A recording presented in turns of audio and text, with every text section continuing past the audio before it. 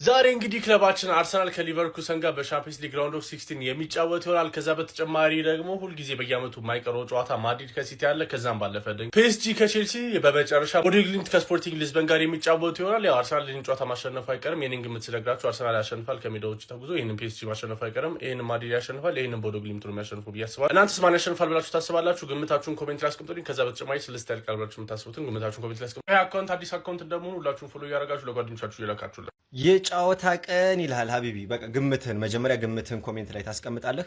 መጀመሪያ ግብ የሚያስቆጥረውን ተጫዋች ከገመትክ ማለት ነው የሞባይል ካርድ ይደረግብሃል ማለት ነው። ለመጀመሪያ 1 2 3 ሰዎች ለገመቱ ሰዎች ማለት ነውና እስኪ ሁላችሁም ኮሜንት ለማድረግ ሞክሩ እና ደግሞ ኮሜንት ያደረገውን የአርሰናል ደጋፊ ማለት ነው ፎሎ በመደራረግ ይሄ ቦንዱን እናስፋው ወገንታት። ይሄን ሪሌሽናችንን እንዲህ ጠበቅ እናደርገው። ኮፒ ሊንክ ምናምን ያው እኔንም ፎሎ ማድረግ እንዳትረሱ። መቻችሁ የጨዋታ ቀን ነው። ሻምፒዮንስ ሊግ ለማየት የታደልከው አንተ ውዱ የአርሰናል ደጋፊ አላችሁ ወይ? ዛሬ ምሽት 2:45 ክለባችን አርሰናል ከባየር ሊቨርኩሰን ከች ይላል። ታዲያ አንተ ይህን ቪዲዮ የምታየው ልጅ እንደተለመደው ኮሜንት ላይ ውጤትህን ትገምትልኛለህ። እኔ 3-1 ብያለሁ። ቀኑ ሮብ ነው፣ ድሉም የመድፉ ነው። ይመቻችሁ። መልካም ቀን። የቋጠሮ ቀን ዛሬ አርሰናል ባየር ሊቨርኩሰን ሜዳ ሄዶ ባየር ሊቨርኩሰን ይገጥማል። ዛሬ እኛ ስራችን መቋጠር ነው። ትናንትና እንግዲህ የለንደኑ አቀበት ቶተናም በ15 ደቂቃ ነው 3 ጎል የገባባት። ፕሪሚየር ሊጉ ላይ ቶተናም ቢወርድ አይደብረኝም። ትናንትና ለእኔ ምርጡ ቡድን ኒውካስል ነበረ። ባርሳን በጣም ያስጨነቋቸው። አትሌቲኮና ባርሳን እየቀያየርኩ ነበር እያዩ የነበረው። ሊቬ ሼባው አክቹዋሊ የሚገለበጥ ውጤት ነው። ይገለብጠዋል አይገለብጠውም? ኮመንት ላይ ጻፉልኝ። እኔ ዋናው የዛሬው ቪዲዮ ትኩረታችን የቋጠሮ ቀን ቻምፒዮንስ ሊግ አትጫወቱ ምናምን ይሉናል። እንቋጠራለን። እነዚህ ሁለት ቡድኖች በቻምፒዮንስ ሊግ መድረክ በጣም ብዙ ጊዜ ተገናኝተዋል። ግሩፕ ስቴጅ፣ ኖካውት ስቴጅ በጣም ብዙ ጊዜ ተገናኝተዋል። እናንተ ማትረሱት ጨዋታ ግን የትኛው? እኔ 2022 ሰሚ ፋይናል ላይ ያደረጉትን ጨዋታ ጭራሽ አረሰው። የዚህ ጨዋታ መጀመሪያ ኢታሃድ ላይ ነበር። ማህሬዝ አሲስት፣ ኬዲቢ ጎል ገና በሁለተኛ ደቂቃ፣ ኬዲቢ አሲስት፣ ጋብርኤል ጀሱስ ጎል ገና በ11ኛ ደቂቃ። ምላሽ መስጠት አለብኝ ብሎ የተነሳሰው ካሪም ቤንዜማ ከሜንዲ አሲስት የተደረገለትን ኳስ ለበረኛው አስቸጋሪ ኳስ አንጥሮ ጎል 2-1። ፊል ፎደን እንደዛ ይገጫል። ነገው 3ኛ ጎል፣ በጭራሽ የማይረሳው ጎል ፈርናንዲኖን አንጋሎት 3-2 ያደርገዋል። በርናንዶ ሲልቫ በጣም ፈጠንክ በሚመስል መልኩ ካርቫል እንደቆመ ያበደ ሹት 4-2። 82ኛ ደቂቃ ላይ ያገኟትን ፔናልቲ ካሪም ቤንዜማ አስቆጥሮ 4-3 በሆነ ውጤት ይጠናቀቃል የመጀመሪያው ጨዋታ። ጨዋታውን ወደ ሳንቲያጎ በርናቦ ከወሰዱት በኋላም እስከ 73ኛው ደቂቃ ምንም ጎል ያልነበረበት ጨዋታ ላይ ጭራሹን 4-3 እየመራ የነበረው ማንቸስተር ሲቲ 5-3 የሚመራበትን ጎል በማህሬዝ አማካኝነት ባጠበበበት ለምጥጦለት ኮርቷን አንጋሉት 5-3 በሆነ ውጤት ማንቸስተር ሲቲ ይመራል። ማንቸስተር ሲቲ ወደ ፓሪስ ተጉዟል ተብሎ በሚወራበት ሰዓትም በ68ኛ ደቂቃው ተቀይሮ የገባው ሮድሪጎ ከካሪም ቤንዜማ ድንቅ አሲስት ተቀብሎ ቆንጅዬ ጎል ያስቆጥራል። ጨዋታውም 1-1 ይሆናል በሳንቲያጎ በርናቦ። በአግሪጌት ውጤት ደግሞ 5-4። የማድሪድ ደጋፊዎች ለመለመች ነፍሴ እያሉ ባሉበት ሰዓትም ከካርቫል የተደረገችውን ክሮስ አሴንሲዮ የተወሰነ ጨረፍ አድርጓት ሮድሪጎ የሚያስደንቅ በረራ አድርጎ ድንቅ ጎል አቻ። ጨዋታውም ወደ ኤክስትራ ታይም ያመራና መንዲያስ ታክል ካሪም ቤንዜማ ዳይቭ 95ኛው ደቂቃ ላይ ፔናልቲ እሷንም ጎል ያስቆጠረና ሪያል ማድሪድ 6-5 በሆነ አግሪጌት ውጤት መምራት ጀመረ ጨዋታውም በዛው ተጠናቀቀ። ወደ ፓሪስም ሪያል ማድሪድ ተጓዘ። በዛ ጨዋታ በጣም ብዙ ድንቅ ሴቦችን ያደረገው ኮርቷ ነበረ። የሊቨርፑልንም ጨዋታ ብዙ ሴቦችን አድርጎ ዋንጫውን እንዲስሙ ያደርጋቸዋል ማለት ነው። ዛሬ ጨዋታ ይመለሳል። ይመቻችሁ። የቋጠሮ ጥሪ ለሲቲ፣ ለቼልሲ፣ ለሊቨርፑል እንዲሁም ለማንቸስተር ዩናይትድ ደጋፊዎች ይህ የህልውና ጉዳይ ነው። ወያለውን ዛሬ ካላስቆምነው ነገ በህልውናችን ላይ ትልቅ አደጋ ይዞ መምጣቱ አይቀርም። ስለዚህ ወያለው ሊቋጠርበት ይገባል። ዛሬ ደግሞ ወደ ጀርመን በመሄድ ከባየር ሊቨርኩሰን ጋር ይጫወታል። መላው የእግር ኳስ ቤተሰብ ከአቋማ ጋር በመሆን እንቋጠርበታለን። ወያለው ከአውሮፓ ሻምፒዮንስ ሊግ ተሳትፎ ካሁኑ መውጣት ስላለበት ዘንድሮ ድርጅታችን አቋማ 3 መርሆችን ይዞ ወይም 3 ዓላማዎችን ይዞ እየተንቀሳቀሰ ነው። አንደኛው ዩናይትድን ለአውሮፓ ቻምፒየንስ ሊግ ማሳተፍ ነው።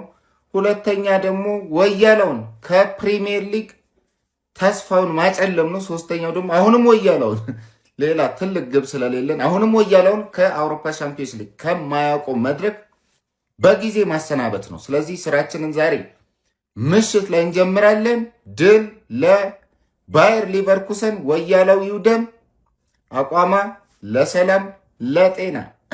የቋጠሮ ጥሪ ሊቨርኩሰኖች እንግዲህ በመላው ሶሻል ሚዲያቸው ዝቷል፣ ተዘጋጅተናል ምናምን እያሉ ነው ከወያላው ጋራ። እኔ ተቃራኒዎች ሲዝቱ ደግሞ ተሳክቶላቸው አያውቅም። እየፈራው ነው። አረ ወያላው እረፍ፣ ወያላው አስጨነቀን እኮ ዘንድሮ ወገን። የወያላው ፍሬ ከሊቨርፑል፣ ከቼልሲ፣ ከሲቲ፣ ከማንቸስተር ዩናይትድ ደጋፊ ፍሬ እንዴት ሊበልጥ ይችላል? ስለዚህ ዛሬ ፍሬን ይዘህ ሁሌም ትቋጥራለህ ወያላው ላይ። ለህልውናችን ሲባል የቋጠሮ ጥሪውን ተቀበሉ። ሊቨርኩሰን 2-1 ዛሬ። እንዲሁም አርሰናል እንዲያገባ አልፈልግም። 2-0 ካሸነፈ ኤሜሬትስ ላይ ደግሞ እንወጥራለን። ድል ለሊቨርኩሰን። በመጨረሻ ማድሪድን የምንገርፍበት ቀን ደርሷል። ዌልካም ቱ ቻምፒዮንስ ሊግ አባቴ። የቻምፒዮንስ ሊግ ክላሲኮ ዛሬ ነው። ቻምፒዮንስ ሊግ ሲጀመር ዛሬ ነው የሚጀመረው። ምክንያቱም ሁለቱ ጉምቱ የአውሮፓ ክለቦች ሲቲ ከማድሪድ ዛሬ ይጫወታሉ። በርናባው ላይ እንጫወታለን። ፌሽ ነው አባቴ። ሲቲ ካለ ቀኑም ፏ ነው ምለው። ሮብ ነው። እንደውም ሮብ ብዙ ጊዜ አሪፍ ቀን አይደለም፣ ግን ሲቲ ጨዋታ ካለው ፏ ነው። ለማንኛውም በጣም በብዙ የማድሪድ ተጫዋቾች ተጎድተዋል። ስለዚህ አንደርዶግ ነው የሚገቡት። ይሄ ነገር አልተመቸኝም ብያቸዋለሁ። ግን ቢሆንም እኛ የራሳችንን ጌም ተጫውተን አሸንፈን መውጣት አለብን፣ ግዴታ ነው። ከቻልን ጌሙን እዚሁ ገለን ነው መሄድ ያለብን። እስቲ ሲቲዝንስ ምን የተሰማችሁ ነው ስለዛሬ ጨዋታ? ምን ታስባላችሁ? ሼር፣ ኮፒ ሊንክ፣ ፖስት አድርጉ፣ ግምታችሁን ማስቀምጡልኝ። ካሞን ሲቲ፣ ካሞን ሲቲዝን። የትም ይሁን በርናባውም ይሁን ሲቲ ነው ያሸንፋል ብዬ አስባለሁ። ካሞን ሲቲ፣ ካሞን ሲቲዝን። ሚስተር ቻምፒየንስ ሊግ ብሎውን ታላንድ ይመለሳል። ሴሜኒዮ እና ጉይ የመጀመሪያ ጌማቸውን ያደርጋሉ። የሚገርም ምሽት እናሳልፋለን። ጠብቁን። የጨዋታ ቀን ይልሃል ሲቲዝንስ። ሀያሉ ቲማችን ዛሬ በቃ ዓለም ፊቱን ወደ ጨዋታ የሚያዞርበት ማድሪድ የሚለበለብበት ቀን ማለት ነው። ዛሬ ትልቅ ቀን ነው። ገብቷል አይደል? ትልቅ ቀን ነው ዛሬ። ፔፔን ጨዋታ ሲጀምር ማለት ነው ወደ ቀጣይ ሳምንት ኢትሃድ ሲመጡ ካምባክ እንዳያደርጉ አድርገን ነው መላክ ያለብን ዛሬ ማለት ነው። ግዴታ ጨዋታውን ሮቴት እያደረግ ፔፕ በእናት እንደው ሮቴት እያደረግ ዲፌንሱ ላይ ቀደም ብለህ ሰርተህ ቬኒሽስ የሚቆምበት መንገድ በቃ ካውንተሮቹን ማለት ነው ለመያዝ መሞከር ነው ከነሱ የሚመጡትን። ከዛ ውጪ ሴፍ ነው። እነ ዶኳሉ፣ ሴሜኒዮ፣ ሃላንድ በቃ ማለት ሮድሪ። ወይኔ አታሸንፎ የምትለኝ እኔ ምን አለ በሉኝ። እኔ በጣም በቃ የሆነ ውስጥ የምነግርህ ነገር አለ አይደለ? እንደምናሸንፍ እንደዛ ነው በቃ በደንብ ይሰማኝ። አሰልጣኛቸውም አዲስ ምናምን ነገር ነው። አረ ለጥፌ ነው የምጥልህ እኔ በቃ የማድሪድና የሲቲ ጉዳይ ዛሬ ታያላችሁ። በ2024-25 የውድድር ዓመት ለያዥ ለገናዥ ያስቸግረው የትላልቅ ቡድኖችን አንገት ሳይቀር ያስደፉት የሉዊስ ኤንሪኬው ቡድን ፒኤስጂ በአንድ ዓመት ብቻ 7 ዋንጫዎችን ያሳካ የመጀመሪያው ቡድን ለመሆን ተቃርቦ የነበረ ቢሆንም የዓለም ክለቦች ዋንጫን የአሁኑ ተጋጣሚያቸው ቼልሲ የነጠቃቸው መሆኑን ተከትሎ የበቀል ሰይፋቸውን ለመምዘዝ ዕለተ ሮብ ምሽት 5 ሰዓት ሲል ከውቢቷ ፓሪስ ከሜዳቸው ፓርክ ደ ፕሪንስ ስቴዲየም የሚከትም ይሆናል። በአንጻሩ በኢንዞ ማሬስካ ስር ኃያሉንና ገናናውን ፒኤስጂ ተራ ቡድን ያደረጉት ሰማዮቹ በሊያም ሮዚነር ስርስ ምን ያስመለክቱናል የሚለው የሚጠበቅ ነው። የጨዋታ ግምታችሁን ኮሜንት ላይ ያጋራችሁኝ። ፎሎ፣ ላይክ፣ ሼር፣ ኮፒ ሊንክ ማድረግ እንደረሳ። ይመቻችሁ። ሼር አርግ ገነርስ እንዴት አደራችሁ? ቻምፒየንስ ሊግ ኢዝ ባክ፣ ዩሲኤል ኢዝ ባክ ማለት ነው። ይሄ ቡድን ካልተጫወተ የትኛው ቶርናመንት ይመስልና ነው? አይመስልም እንዴ? ቻምፒየንስ ሊግ የተመለሰው ዛሬ ነው። በአግባቡ ቻምፒየንስ ሊግ የተመለሰው ዛሬ ነው። ይሄ ቡድን ሲጫወት ነው ማንም ሰው እንዳይከራከረኝ። ነገር ግን በደንብ ኮፒ ሊንክ ሪፖስት እያደረጋችሁ የቲክቶክ ሙድ ታቁቴ እጤ የሆነ ቡድን ነው ያለው። መጀመሪያ የምታዩ 3 ጊዜ 4 ጊዜ ኮፒ ሊንክ አደረጋችሁ ጥሩ ኢንጌጅመንት ይኖረዋል። ከዛ ባለፈ ማለት ነው ክለባችን አርሰናል የቻምፒየንስ ሊጉ ድምቀት፣ መላው የአውሮፓ ድምቀት ማለት ይችላል። በፕሪሚየር ሊጉ አንደኛ፣ በቻምፒየንስ ሊጉ በምንወዳደርበት ቶርናመንት በሙሉ እኛ ከሌለን አይደምቅም ቶርናመንቱ። ክለባችን አርሰናል ዛሬ ጀርመን ድረስ በመጓዝ በአሬና ላይ ማለት ነው የ16 ጥሎ ማለት የመጀመሪያ ፈርስ ሊግ ጨዋታውን ያደርጋል ማለት ነው። ይህንን ጨዋታ ማለት ነው በምን አይነት አሰላለፍ ብንጫወት ይሻላል ወይስ ደግሞ ጨዋታውን ስንት ለስንት የምናሸንፍ ይመስላችኋል? ኦቤስ ነው እንደምናሸንፍ። ምክንያቱም ይሄ ባየር ሊቨርኩሰን የተባለ ቡድን ታሪኩ እንደሚያሳየን ከሆነ እኛ ነው የማሸነፍ አቅም እንደሌለው፣ እኛን የማሸነፍ ታሪክ እንደሌለው ነው የምናውቀው። ኦቤስ ነው አይደለም። በዚህ ሰዓት ከዚህ በፊትም አሸንፎ ነው ያቀም። እናሸንፈዋለን። ግን ስለስንት እናሸንፈዋለን በምን አይነት አሰላለፍ ብንገባ ትመርጣላችሁ? ሀሳብ አስተያየታችሁን ኮሜንት ሴክሽን ላይ እየጻፋችሁ። እንደኔ አመለካከት ይህ ጨዋታ ቀላል ነው ምናምን ብዬ አላስብም። አንደኛ እንዳልኳችሁ ነው በአሬና ላይ ነው የምንገጥመው ከሜዳችን ውስጥ ጀርመን ድረስ ተጉዘን ነው። ፕላስ ደግሞ ማለት ነው እንደምናሸንፈው እርግጠኛ ነኝ። ግን ብናሸንፈው ራሱ የሆነ በጠባብ ውጤት 1-0 ወይ ደግሞ 2-1 ምናምን ሊያልቅ ይችላል። ቀላል አይሆንም ያልኩበት ምክንያት ያው የሊጉን ዋንጫ ሊቨርኩሰን ኦብቪየስ ነው ያጠዋል። ምክንያቱም ሙኒክ ነው በሰፊ ልዩነት እየመራው መሰለኝ አይ ቲንክ እርግጠኛ አይደለሁም።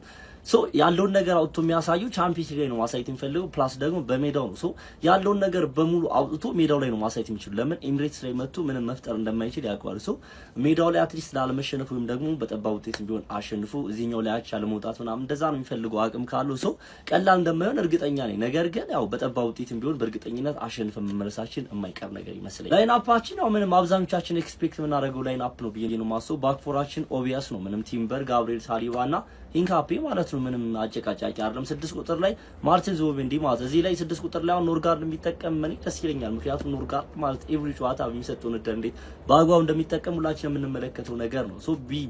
6 ቁጥር ላይ ኖርጋርድ ቢያሰልፉም በዛሬው ጨዋታ ነው በአግባቡ ፐርፎርም ማድረግ ይችላል ብዬ ነው ማሰው። ግን አርቴታ ማይደር ሁላችንም እናውቀዋለን። 8 ቁጥር ላይ ደክላን ራይስ፣ 10 ቁጥር ላይ ከሃቨርትዝ ይጠቀማል ብዬ ነው ማሰው። ያኔ ፐርሰናል ኦፒኒየን ነው። ምክንያቱም አላቅም ከሃቨርት ፊት ከሆነለት እኔ ሜቢ ኢዜን ሌፍት ዊንግ ላይ ላጫውተው ይችላል ላጫውተውም ይችላል። እኔ የሚመስለኝ 10 ቁጥር ላይ ከሃቨርትን ያሳልፈዋል። ከዛ ሌፍት ዊንግ ላይ ደግሞ ማርቲን የሚያስገባ ነው የሚመስለኝ።